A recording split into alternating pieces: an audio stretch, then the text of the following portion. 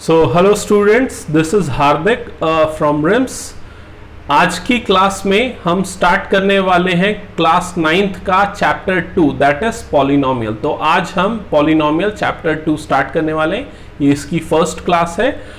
इस वीडियो को स्टार्ट करने के पहले मेरा एक सजेशन है कि आप जब वीडियो देख रहे हैं उस समय अपनी नोटबुक, पेन और एनसीईआरटी की बुक अपने सामने रखिए, क्योंकि जो चीजें मैं बता रहा हूं उन सारी चीजों को आप नोट करते जाएंगे तो आपके लिए अच्छा होगा।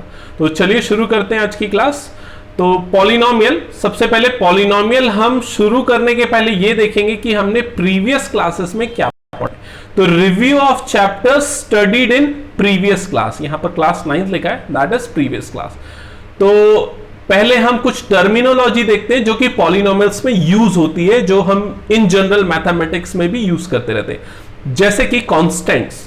तो कांस्टेंट्स क्या होते हैं? ये फिक्स्ड नंबर्स होते हैं, जैसे कि 8, -6, 7/5, पाई, इन सबको हम क्या बोलते हैं?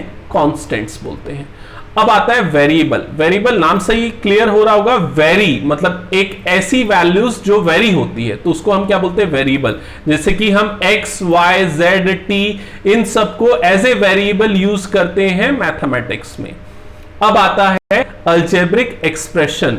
तो अलजेब्रिक एक्सप्रेशन क्या है? ये कॉम्बिनेशन है वेरिएबल्स का और कांस्टेंट्स का। जब हम वेरिएबल और कांस्टेंट को कंबाइन करके प्लस, माइनस या मल्टीप्लिकेशन के थ्रू लिखते हैं तो उसको बोला जाता है अलजेब्रिक एक्सप्रेशन। फॉर एग्जांपल यहां आपको दिख रहा होगा 2x + 1, 3x to the power 5 - 5√x, ये सारे अलजेब्रिक एक्सप्रेशन के एग्जांपल्स हैं। अब आते हैं नेक्स्ट टर्मिनोलॉजी पे, that is terms of algebraic expression. मतलब किसी भी अलजेब्रिक एक्सप्रेशन में कितनी टर्म्स है। तो अलजेब्रिक एक्सप्रेशन जितने पार्ट्स में सेपरेटेड है वो उसकी नंबर ऑफ टर्म्स को बताता है।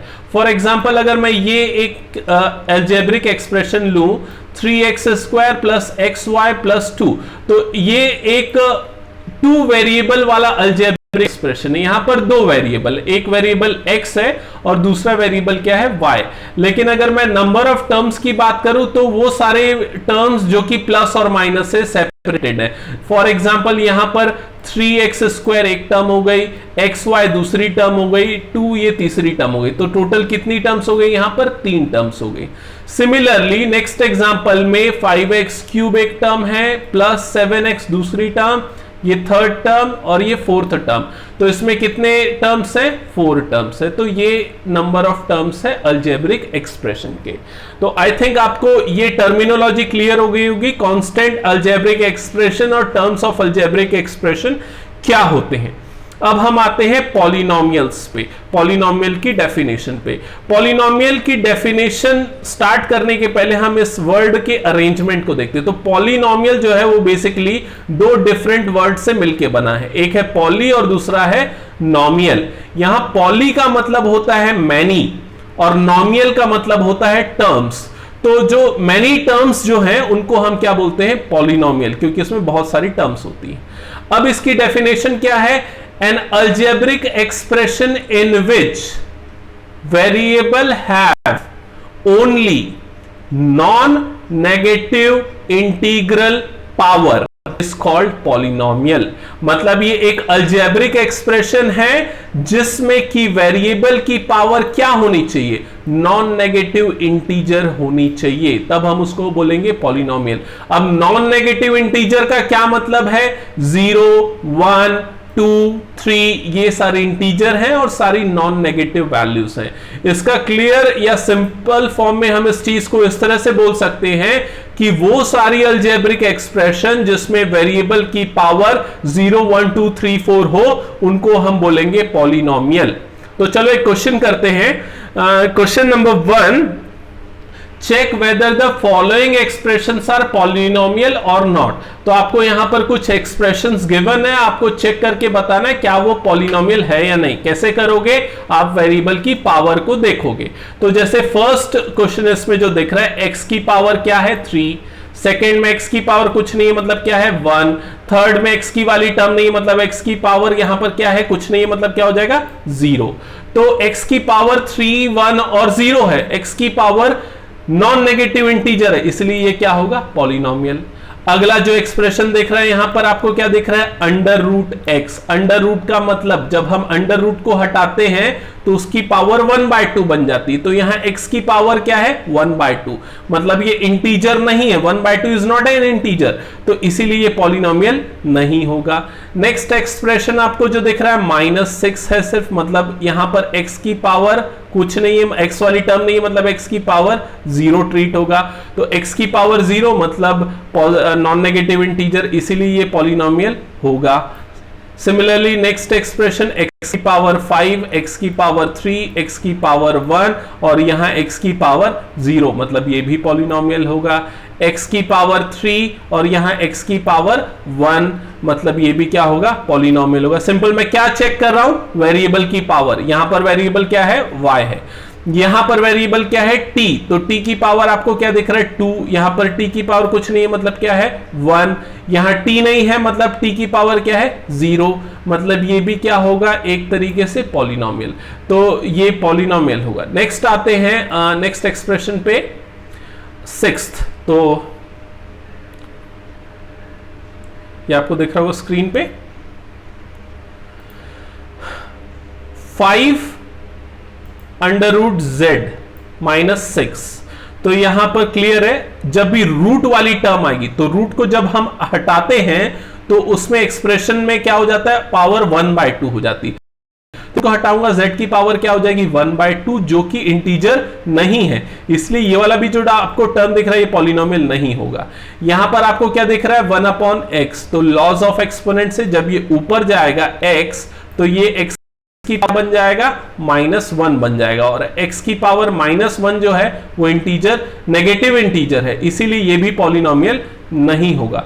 नेक्स्ट जो आपको एक्सप्रेशन दिख रहा है, यहां x² है, x की पावर 1 है, कुछ नहीं मतलब 0 है, तो अगेन ये पॉलिनोमियल होगा क्योंकि नॉन नेगेटिव पावर है।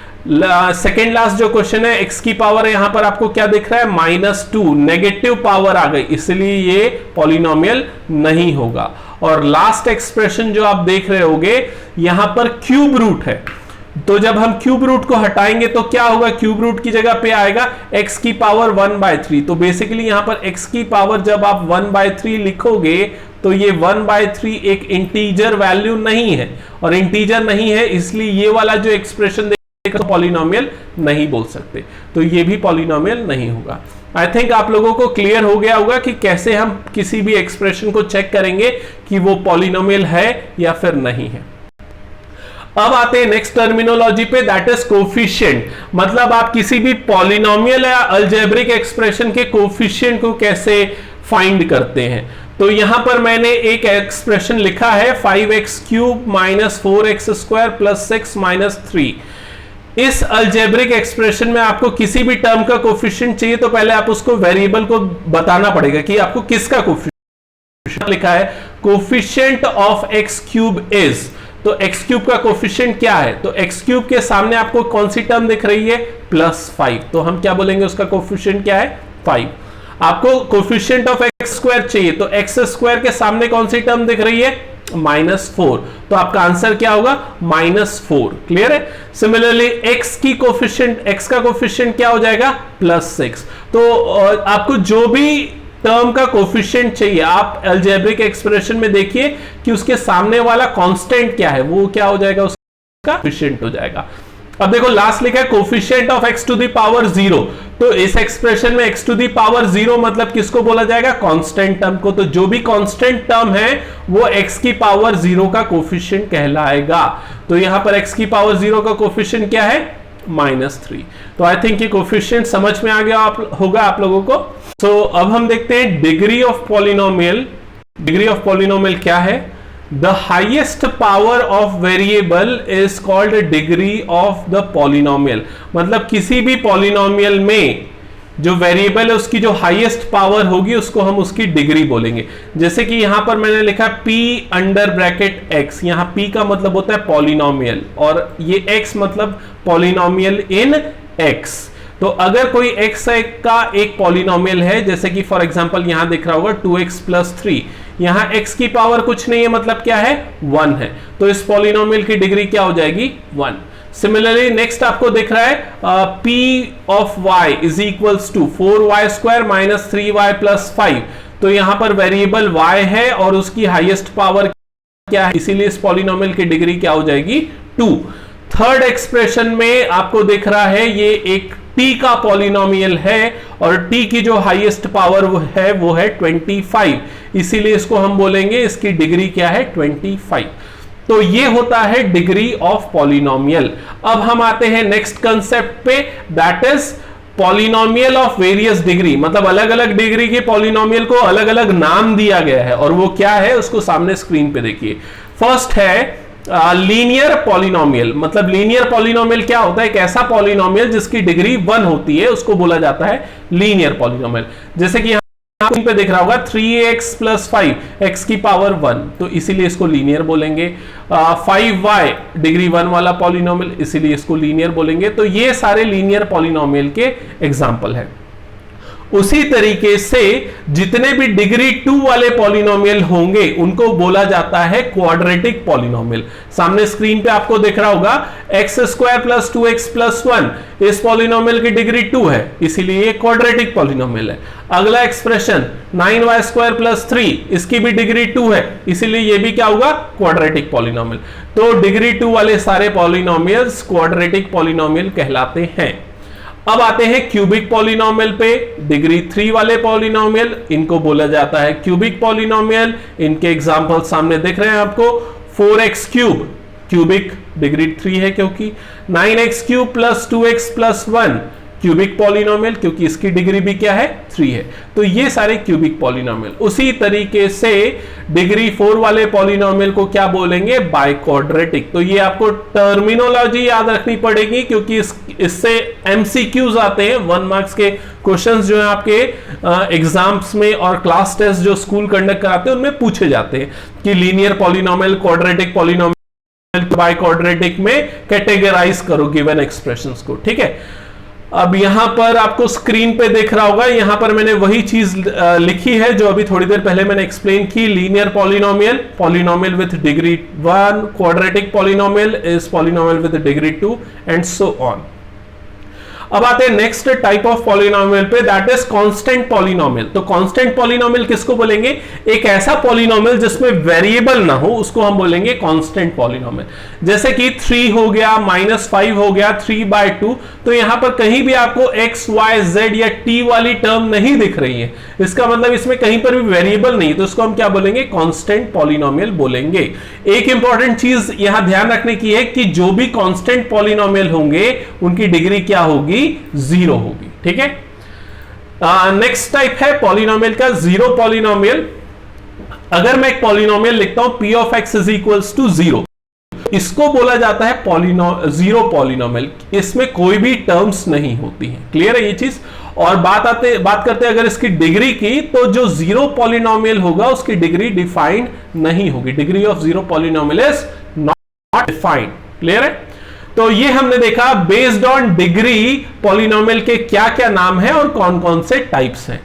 अब हम आते हैं based on number of terms, polynomial को क्या क्या नाम असाइन किए हुए हैं। तो यहां पर आपको सामने दिख रहा होगा number of terms in a polynomial, मतलब नंबर ऑफ टर्म्स के बेसिस पे पॉलिनोमियल को क्या क्या नाम असाइन है। फर्स्ट क्या लिखा है, monomial, a polynomial with only 1 term. अगर किसी पॉलिनोमियल में सिर्फ एक ही टर्म होगी तो उसको हम क्या बोलेंगे मोनोमियल बोलेंगे। जैसे कि 5 हो गया, 3x हो गया, x की पावर 25 हो गया, 5y की पावर 99 हो गया। तो ये सारे सिंगल टर्म वाले पॉलिनोमियल है, इसीलिए इसको क्या बोला जाएगा मोनोमियल। इसके बाद अब देखते हैं बायनोमियल क्या है। तो सामने आपको स्क्रीन पे दिख रहा होगा a polynomial with only 2 term is called binomial. जैसे कि 6x plus 5, 2x cube minus 7, ये जो आपको टर्म्स दिख रही हैं ये सिर्फ 2 ही टर्म्स है, इसलिए इन दोनों को हम क्या बोलेंगे binomial. Similarly trinomial is a polynomial with only 3 terms. तो 3 टर्म्स वाले पॉलिनोमियल को हम क्या बोलते हैं ट्राइनोमियल बोलते हैं। अब आते हैं कुछ क्वेश्चंस पे। तो यहां पर सामने आपको स्क्रीन पे क्वेश्चन दिख रहा होगा, for the following algebraic expressions check whether they are polynomials If yes, then find the degree and the number of terms in the polynomial. Also find the coefficients of x square, x cube and x. तो बहुत सारी चीजें find out करनी है. सबसे पहले तो आपको चेक करना है जो एक्सप्रेशन है वो पॉलिनोमियल है या नहीं. अगर वो पॉलिनोमियल है तो उसकी डिग्री बताओ, उसमें कितने टर्म्स है वो आंसर है आपको, और उसमें आपको फिर एक्स स्क्वायर, एक्स क्यूब और एक्स के कोफिशिएंट्स निकालने. तो चलो स्टार्ट करते हैं सबसे पहले क्वेश्चन से. फर्स्ट क्वेश्चन आपको जो स्क्रीन पे दिख रहा है, यहां पर जो आपको टर्म्स दिख रही होंगी